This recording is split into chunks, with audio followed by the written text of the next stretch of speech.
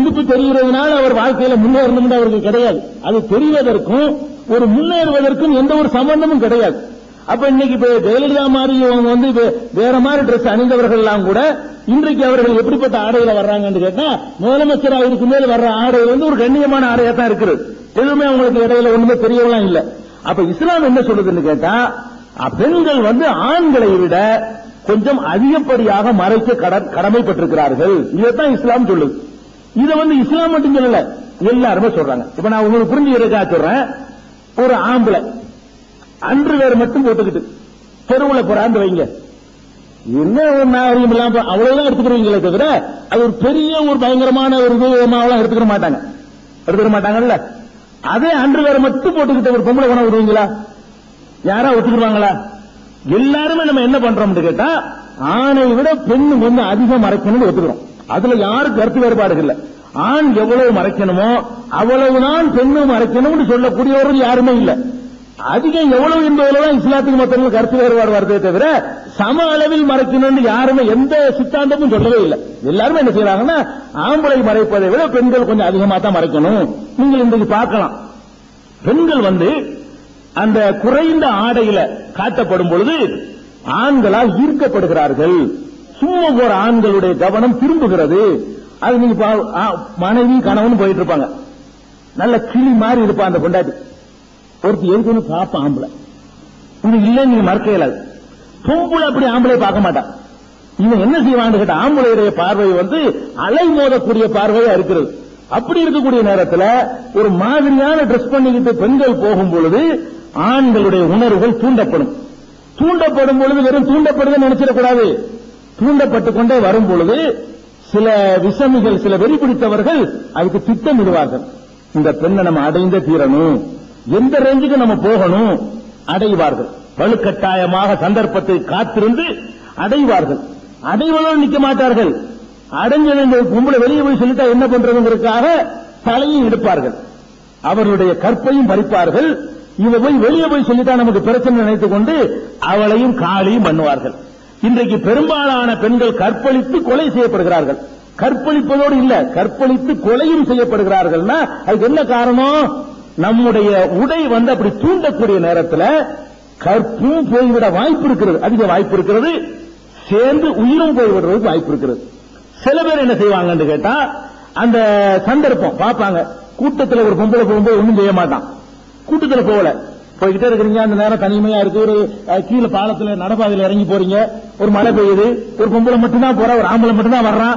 Dress ஒரு மாதிரியா இருக்குங்க, இவன் சும்மா இருக்க மாட்டான். ஆம்பளை வந்து சந்தர்ப்பம் கிடைக்காத வரைக்கும் தான் நல்லவனே தவிர சந்தர்ப்பம் கிடைச்சா எல்லாரும் கெட்டவன் தான். இதுல சாமியார்கள்ல இருந்து, படிச்சு கொடுக்கிற ஆசிரியர்கள்ல இருந்து, யாரும் மத குருமார்கள்ல இருந்து, உங்கள இருந்து, என்னிலிருந்து யாரும் விதிவிலக்கானவர்கள் கிடையாது. அவர்கள் ஆண்களாக இருந்தால் சூழ்நிலை சந்தர்ப்பம் கரெக்டா அமையுமையானால் ஆண்கள் என்பதை எல்லா நிலையிலும் காட்டி விடுவார்கள். அன்றாடம் பேப்பர்ல பாக்கிறோம், படித்து கொடுக்கிற ஆசிரியர் வந்து மாணவிகளோடு தவறா நடந்தாரு. மருத்துவர் எல்லாரும் அல்ல, நல்லவங்களும் இருக்கிறாங்க, இப்படிப்பட்டவர்களும் இருக்கிறார்கள் சொல்ல வர்றேன். மருத்துவர் வந்து நர்ஸோட தவறாக நடந்து கொண்டாருங்கிறத நம்ம பார்க்கிறோம். ஒரு ஆய்வு இதே மாதிரி கேரளாவில் நடந்த ஒரு ஆய்வுனா, பெண்கள் வந்து பள்ளி பருவத்திலேயே அவங்க டீனேஜ்லயே கற்பம் அடைஞ்சிடறாங்க அல்லது கற்பை இழந்துடுறாங்க. இதுக்கு யார் காரணம்னு சொல்லி ஆய்வு பண்ணும் பொழுது அந்த ஆய்வுல என்ன சொல்றாங்க தெரியுமா?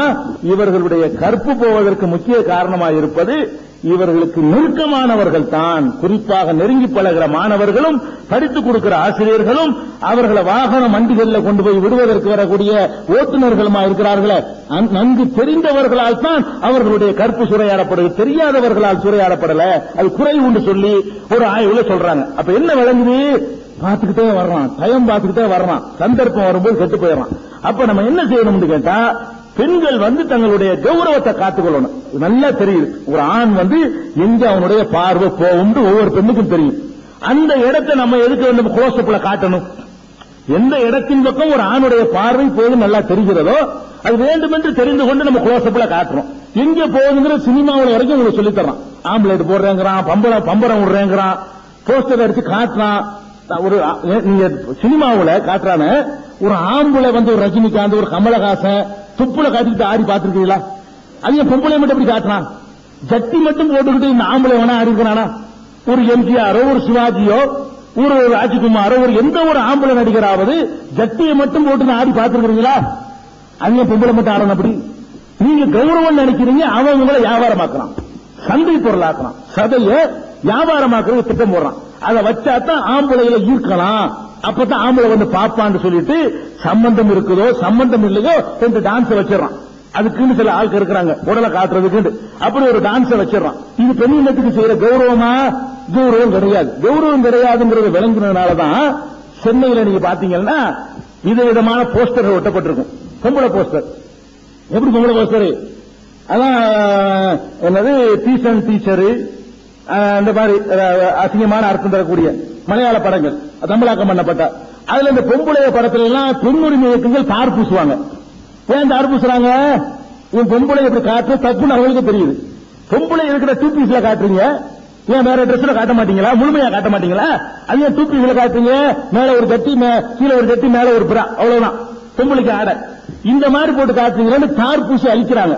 அது பெண்களுக்கு தெரிகிறது இது வந்து சுதந்திரம் கிடையாது, இது நம்மள வந்து ஒரு காம கருவியாக காம பொருளாக ஆண்கள் யூஸ் பண்ண பாக்குறாங்க, எல்லாரும் பார்த்து ரசிக்கணும், நம்மள வந்து ஒரு மாதிரியா மேய்கிறதுக்கு பார்க்கிறார்கள் என்று பெண்கள் உணரணும். அதனால இஸ்லாம் என்ன சொல்லுதுன்னு கேட்டா, உங்களுடைய கைகள் தெரிகிறது, முகத்தை சில பேர் மறைக்கிறாங்க, அது இஸ்லாம் சொல்லப்பட்டது இல்ல. முகத்தை மறைத்துக் கொண்டு இப்படி கண்ணு மட்டும் தெரிகிற மாதிரி சில பேர் போறாங்க இல்லையா? அப்படி இஸ்லாம் எங்கேயும் சொல்லவே இல்லை. நபிகள் நாயகம் காலத்துல பெண்கள் எல்லாம் வந்தாங்கன்னா இன்னார்னு தெரியும்படிதான் இருந்தார்கள். இந்த பெண் வந்தாங்க அந்த பெண் வந்தாங்கன்னு தெரியுமே தவிர முகத்தை மறைத்துக் கொண்டு பெண்கள் நபிகள் நாயகம் காலத்தில் இருந்ததில்லை. அவங்க கூடுதல் பேணுதல் நினைக்கிறாங்க, இஸ்லாம் அதை சொல்லவில்லை. ஆனால் முகம் கை மறைக்கிற தெரிகிற வகையில மற்ற பகுதிகளை மறைத்து அவங்க ஆடை அணிந்தார்களே ஆனால் அது ஆண்களுடைய பார்வையில் இருந்தும் பாதுகாக்கும், அவங்களுடைய கற்பையும் பாதுகாக்கும். அப்படிங்கறதா இஸ்லாம் சொல்லக்கூடிய இது. அதே நேரத்தில் வந்து அந்த ஆடை வந்து ரொம்ப டைட்டா இறுக்கமாவும் இருக்கக்கூடாது. கையெல்லாம் மறைக்கிறது சரி, அதுக்காக இறுக்கி பிடிச்ச மாதிரி இருந்தா, போட்டும் போடாத மாதிரி இருந்தா லூசா இருக்கணும். அது நமக்கு தெரியும், நம்மளுக்கே தெரியும் எது இருக்கும்னு தெரியுமில்லைங்க. இந்த மாதிரி இருந்தா இருக்கும். சில பேர் போட்டிருக்கிற ஆடையை பார்த்தா ஆடை இல்லாமல் இருந்தா எப்படி இருப்பாங்க அப்படி இருக்கிறாங்க. நபிகள் நாயகம் சொன்னாங்க, ஒரு காலம் வரும் காசியாத்தும் ஆரியாத்தும் ஆடை அணிந்து நிர்வாணமா இருப்பார்கள் சொன்னாங்க. அதை இன்னைக்கு பார்த்துக்க ஆடை அணிஞ்சு இருக்கிறாங்க, ஆனா ஆடை அணிஞ்ச மாதிரிலாம் தெரியல. கரெக்டா அந்த சேஃப் எல்லாமே தெரியும். ஆடை இல்லாத எப்படி தெரியுமோ அந்த மாதிரி கன பரிமாணங்கள் எல்லாம் தெரிகிற அளவுக்கு ஆடைகள் அணிகிறது இருக்குது. அதை வந்து இஸ்லாம் வந்து தடுக்கிறது. அவ்வளவுதான் பர்தாவுடைய நிலைமை. டைம் பாத்தீங்கன்னா கரெக்டா 2:04 ஆயிடுச்சு. உங்களுடைய அழைப்புகள்ல 9:30 மணில ஆரம்பிச்சு 2 மணி வரைக்கும் தான் உங்கள்ட்ட பெர்மிஷன் கேட்டிருக்கிறோம். நிகழ்ச்சியை தொடர்ந்து நடத்துறாருன்னா 5 மணி வரலும் கூட சகோதரர் பேசிக் கொண்டிருப்பார். ஏன்னா இறைவன் அவருக்கு கொடுக்கக்கூடிய கிஃப்ட் அது. அவர் தயங்காம பேசுவார், நீங்க சலைச்சிருவீங்க. ஏன்னா பெண்கள் வந்திருக்காங்க, குழந்தைகள் வந்திருக்காங்க, சாப்பாட்டுடைய நேரம் தவறி போயிட்டு இருக்குது. இதை எக்ஸ்டெண்ட் பண்ணணுமா வேணாமா, இன்னும் சிறிது நேரம் கூட்டலாம் என்று சொல்லக்கூடியவர்கள் கை தூக்குங்க. நிறைய தூக்குற மாதிரி இருக்கு, ரொம்ப ஜாஸ்தியா இருக்கு. பெண்கள்கிட்ட ரொம்ப கம்மியா இருக்கு. அப்ப பெண்களுக்கு லீவ் விட்டுறலாம்னு நினைக்கிறேன். சரி, எவ்வளவு நேரம்? நேரத்தை குறிப்பிடலாம். அரை மணி நேரம் எக்ஸ்டெண்ட் பண்ணலாம். அரை மணி நேரம் எத்தனை பேர்? 1 2 3 4 5 6 7 8 9 என்னது வேகமாக வருது. அரை மணி நேரம் எக்ஸ்டெண்ட் பண்ணலாங்கிறவங்க கை தூக்குங்க. அரை மணி நேரம் எக்ஸ்டெண்ட் பண்ணலாம். சரி, 1 மணி நேரம்? ஐயோ ரொம்ப ஜாஸ்தியா தூக்குறீங்க. சரி வேணாம், ஏன்னா 1 மணி நேரமா இருந்தா ரொம்ப ஜாஸ்தி. ஏன்னா பெண்கள் வந்திருக்காங்க, பெண்கள் குழந்தைகளை அழைச்சிட்டு வந்திருக்கிறாங்க. ஏன்னா அவங்களுடைய லஞ்ச் ஹவர்ஸ் எல்லாம் இருக்கு இல்லையா? அதனால நம்ம ஒரு அரை மணி நேரம் எக்ஸ்டெண்ட் பண்ணிக்கிறோம். இப்ப இருந்து அரை மணி நேரம், அதாவது இப்ப 2:06 இதுல இருந்து அரை மணி நேரம் 2:36 இன்ஷா அல்லாஹ் நிகழ்ச்சி முடிவடையும். சொல்லுங்க.